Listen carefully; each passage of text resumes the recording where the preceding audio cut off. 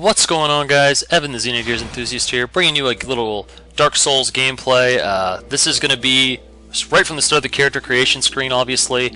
I decided to create a new character. I've got a lot of characters in progress, and I've been all the way through the game. This is kind of going to be a variant on the Let's Play idea. One of my friends was said, you should do a Let's Play, because you never do a Let's Play. And I don't like to live commentate, and my splitter's kind of screwed up, so I can't really do those right now. So I said instead I compromised. Instead of doing a Let's Play where I show everything ever, I'm just going to show sort of the significant parts of the game that are significant to me, where I find an item that will be on the quote-unquote final revision of this character, or I acquire something, I defeat a boss, get through particularly hard areas. These are just going to be like a walkthrough of significant moments in the lifespan of the character whose name is Elly. And I'm going to be quiet here for the lovely intro. But soon the flames will fade, and only dark will remain.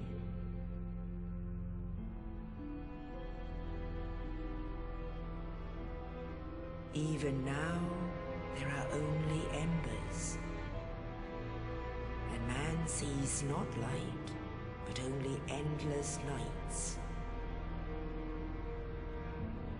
And amongst the living are seen carriers of the accursed dark side.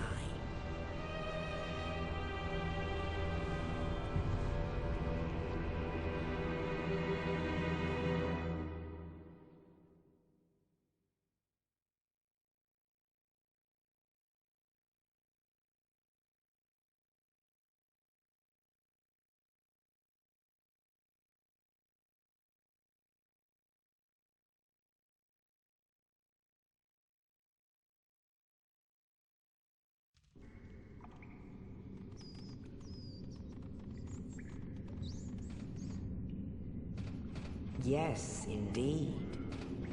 The dark sign brands the undead.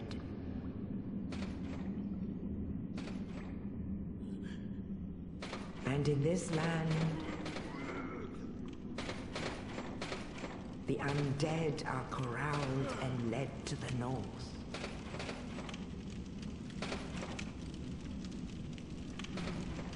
Where they are locked away to await the end of the world.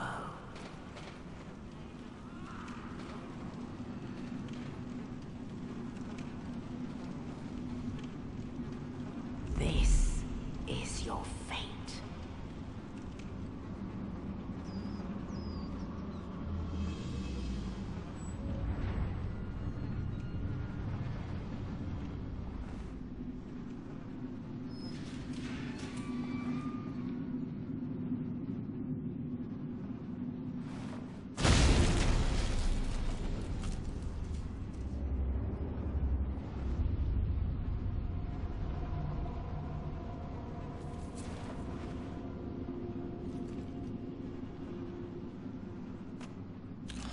Alright guys, I'm back. Didn't want to talk during that intro. I felt like conversing at all during that intro just would have ruined it. I find that intro to be particularly epic, particularly with the music, and nothing I could have said could have made that intro any better. So went ahead and let you guys watch that.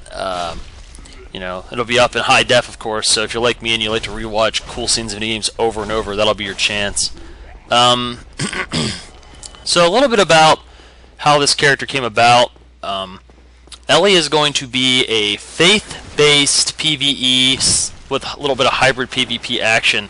The reason that came about was I was making a Great Sword of Artorias build, which is pretty much the strongest weapon in the game, but only at like level 300 plus. And this game is the kind of game where after you beat it, you can play through it again unlimited times and keep all your stats and items and stuff. It's just kind of like, a lot of replay value, and the enemies get harder too, and some new stuff unlocks. Yeah, it's like Prestige on Call of Duty, only instead of losing everything just gets harder to meet you where you're at, which is pretty fantastic. I've got some footage on my channel from various boss fights and stuff. All the footage in the Elly series, which I'll actually label accordingly, and of course those of you who don't know, Elly was the major heroine of Xenogears. So Unfortunately, I couldn't give her long red hair like in the game, but gave her the longest I could, which was a ponytail, because straight down didn't actually look very good. The texture was kind of wonky. Anyway, I'm not going to spell the exact character build here, but she's going to be a faith-based character, hence why she has a great deal of faith at the start as a cleric, and starting as a cleric is just convenient because you get free heals and stuff. Probably not the best class to start as. The best class overall is probably like the Pyromancer or the Wanderer, but whatever. This is where we are, and the cleric actually has the best starting stats to get me where I need to be. This character will stop around level 1. Elly, rather, not this character. Elly's going to stop around level 120, 125-ish, just because she's a player versus player character, and if you're not too familiar with the PvP in this game, that's alright. The way it basically works is, it's basically player versus engine almost the entire way through, but you can be invaded if you're in human form, because this game features a human / undead form. Sort of the introduction to Dark Souls is you'll either be, right now I start as an undead, and until I consume humanity, I'll stay undead. If I enter human mode, I can do the multiplayer aspect, which involves basically me being invaded, where someone comes into my world and tries to kill me to get that humanity, or I can summon help to help me with bosses. I'm hoping not to summon help for any of the bosses with Elly. There's some NPC help you can summon, like player-controlled AI, which is really bad in certain boss fights, and I probably will summon help there, just because I think it's sort of fitting the storyline, and I'm okay with that. And unlock some secret stuff I kind of want to get on my first completion, rather than New Game Plus. If you're not familiar with Dark Souls, a lot of this will be foreign to you, but I think you still kind of get a gist for the feel of the game. This is a fantastic game, and I think anyone can enjoy it. Maybe even just to watch it, if you like to listen to me sort of narrate and ramble, which if you're on this channel, you probably do. Anyway, you're going to see some major parry fails up here. Parrying is when you, of course, time your shield to deflect their attack, and you basically one-shot them, or severely injure them, and there's going to be some pretty bad parries, but I'm not going to elaborate too much on that. Oh, got me! Now I'm going to back out here and heal. This is one of those nice advantages of starting with the cleric, is you get this free heal to start. Any character can buy it right out the gates, but it's just easier this way. In any case, I guess I should talk about how I decided to make this character. I had a character called Ego Xeno, which I was posting most of my gameplays from, and it was pretty high level, and gosh, that heal takes a long time to cast. Much slower than the flasks you get. There we go, instant heal off the flask. There we go, bam! I love that. I'm going to try to do that as much as I can on this character. Anyway, as I was saying, I reached Anor Londo, which is kind of like the midway point of the game. I'd say it's where you start getting a lot more mobility in the game, and you start being able to challenge the end-game bosses to try to reach the final boss. And at that point, Anor Londo is kind of like the invasion point, because I said the multiplayer involves other people invading your world. While they invade you in particular areas, they can only invade you if they're of similar level and in the same area as you, at least that's as I understand it. So Anor Londo is the kind of place everyone kind of camps out to invade you. The invasion system on this game is terrible. Not because it's poorly done, so much as the people doing it are jerks. They're twinked out, and for those of you who aren't familiar with the term, it means you bring in a character that's over-geared for that particular zone in the game. And they basically get the kind of items I would be using. If I was naturally progressing through the game, they would have the kind of items I'd be using against the final boss, only they have them all at like level 30-ish or earlier. Level 15-ish if they're really just wanting to twink it out. And it's really frustrating. It kind of ruins the PvP. And I was in Anor Londo, and I wanted to play in human form because that's my preference, is to stay a human. And whenever you're human, you can be invaded. Normally, there's not a whole lot of invasions, but man, when I was in Anor Londo, I couldn't get more than 5 steps without being invaded. And it was really frustrating. I was doing all the tricks in the book I know of, like you can quit game out to avoid an invasion if you know how to do it. Which basically means you use Homeward Bone, which is an item that takes you back to the bonfire. Bonfire is deactivated if you're being invaded, in case you didn't know, so if you put Homeward Bone up on your active item on your inventory slot, if it grays out, that means you're about to be invaded. So grayed out over and over, but I couldn't even quit out to avoid it. Like, you can quit the title screen before the invasion occurs, and the invasion will be cancelled. You can just reload your character and just go on about your business. I actually like the multiplayer elements. I don't normally do that. When I first got this game, I got invaded from time to time. We had some pretty good duels. Win some, you lose some, and I was okay with that. I don't mind dying. But I don't like fighting the battles where I'm going to lose every time ever because they came with in-game gear. And it's not one of those scenarios where I can really outplay them so much because, like, I backstab somebody for like 200 damage and backstabs usually do, like, I think, like, it's a multiplier, like 2 times damage. It's a huge multiplier. Multiplier, can't speak, sorry. And it's just ridiculous. Like, their swing, just their sword swing damage was greater than my backstab damage, and I was like, I'm helpless. So I know how to make characters like that. Elly does not aspire to be a noob stomper or aspire to be a twink. She's just going to have comfortable PvP range. Level 120 is like sort of the standard default PvP level right now. It might change as the community standards change, and if that changes, the character can adapt and level up more, but this is, you know, a good PvE, PvP hybrid. Basically, my goal is so I never have an experience like Enter Londo, which, to conclude my Enter Londo story, I basically died like 10 times just trying to get to the boss in human form, because I was stubborn, and I kept going back to human form using humanities, and it's like, this is ridiculous. I'm never going to reach the boss, I'll be out of humanity. So I just gave up and decided I'd start a new character that can run around in human form, and when she gets invaded, she'll be ready. Now, the problem is it's going to take me a while to gear up correctly, because I need some high-end miracles, none of which you get immediately at the start of the game, because she's a faith caster, and faith casters use miracles.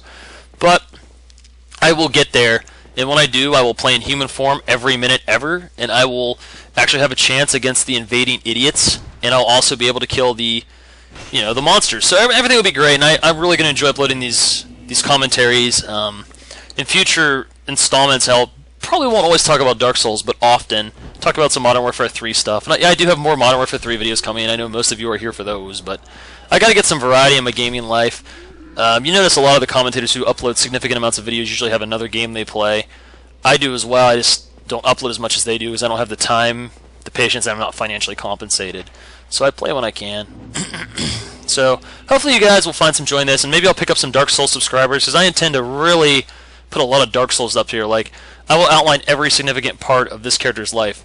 Like, this is the most significant part of this character's life cycle up to this point. It will be acquiring my first faith-based weapon, which is the Straightsword of Astora, I believe, or Astora's Straightsword, something to that effect. You'll see me pick it up here in front of that undead dragon. This is a suicide run. Sometimes I get away from this dragon, usually I don't, so I got here by abusing the Master Key, which lets you open doors that normally you have to... The Master Key lets you open doors normally you have to acquire keys for. You can get it as a starting item. Yeah, Astora's Straightsword.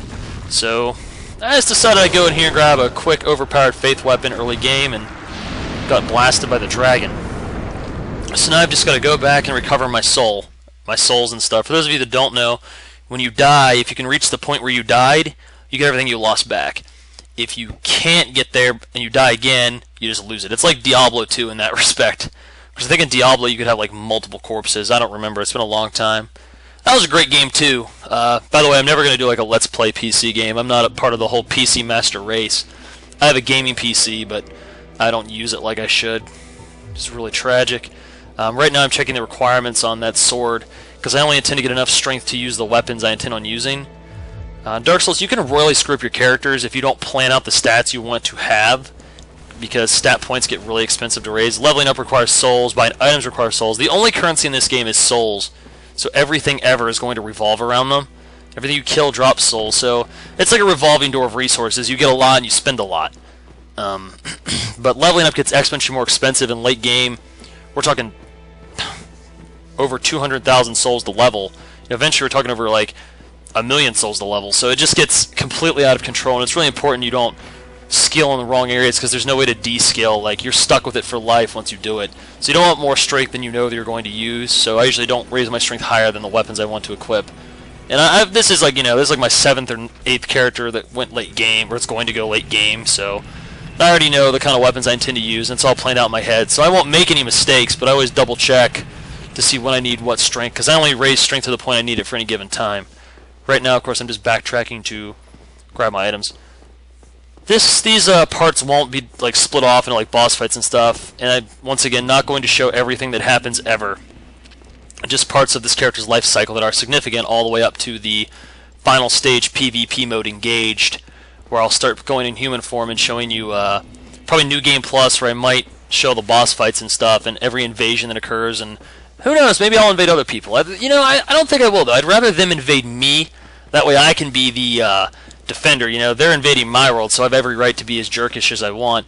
And I don't tend to use the overpowered spells or items to excess unless I have to. Just keeping it interesting. From Software patched a lot of this stuff, which is great. Really excited about it. This is one of my favorite games to ever come out, ever. I mean, it doesn't rival Xenogears, but I still love it. So, really glad to be doing these commentaries. This one's a little unfocused and all over the place. Didn't really sort of outline some topics to talk about. Just wanted to introduce this series of videos and what's going to be going on. I will probably wind up uploading clips for every time I acquire a significant item, like a unique item or an item that's really hard to find, rare. A lot of people miss it. Any item I intend to equip long term, I'm going to equip, I'm going to show, even if I buy it from a merchant. If I'm going to wear it long term, I fully intend to show it in the video. I'll probably even choose my armor to theme to some degree, like, because there's high-end armors in this game that are better than other armors, but I'll probably just pick something I really like. Like, I might wear Ornstein's armor, because he's a boss in this game, and I think he looks amazing. So there's a good chance I'll end up wearing his armor, despite the fact it really slows down once you get access to the high-end stuff. Excuse me, I have to take a drink from this Pepsi. That was good. So that's kind of the end. I'm going to run to the bonfire and scale my stats up to where I need to equip that sword. I'll throw in the sword, and that'll probably be the end of this significant clip of the video. In the next clip, I'll probably fight through the Taurus demon and sort of commentate on strategies and how to beat bosses and things like that. There's a lot of Dark Souls content already going up on YouTube, so I don't think I'm going to be blazing any new trails here. But, you know, got to make my niche where I can, and this game isn't as heavily commentated as Call of Duty, so I'm looking forward to adding a little bit of variety. You know, it's my policy. I do not ask for rates or comments, but I appreciate them. You know, I don't ask for them, but I appreciate them, if that makes sense. Like, helps me out, but I'm never going to directly ask you guys for them, particularly because I'm not paid, so, you know, it's not like my income is affected by your comments. So, feel free if you want to ask me a question. Since I don't have a really high subscriber count, I have the opportunity to answer most posts within a week, so, you know, if you want to hit me up, send me a message. That's totally cool. Appreciate any feedback, any comments, even the negative ones. I've never blocked a user. I just don't do that. I might ignore you if your comment is excessively fruitless or rude. Anyway, this is where you buy your starting miracles and you learn gestures, which are just little things. I'll show one at the end of the video. So this is where you buy your miracles and things, and I'm going to have a lot of those. I'll probably buy every miracle ever just to have it since I can cast it, but it won't happen right away because right now I got to prioritize the souls I have and get the stats for my weapons and save money for some initial purchases, because in the next video I'll show you some items that every character has to buy right out of the gate. Otherwise you just completely gimp yourself, and you don't want a gimped character. This is one of those games where you don't have to feel bad about using the overpowered cheap stuff as a rule, because the game is hard enough to make it worth it. The first miracle I buy would be Homeward, because that's sort of a must-have for any PvE character in my opinion. It's just so convenient and so useful that it's hard to pass up. Anyway, I'm hitting the last bonfire here, gonna skill up correctly. Pump my endurance, because endurance is one of the most important stats in the game and often goes overlooked by new characters. Anyway, I'll elaborate more on the next video. Thanks for watching, and I'll do my little emotion here to wave to you guys. Alright guys, thanks for watching, and everyone take care.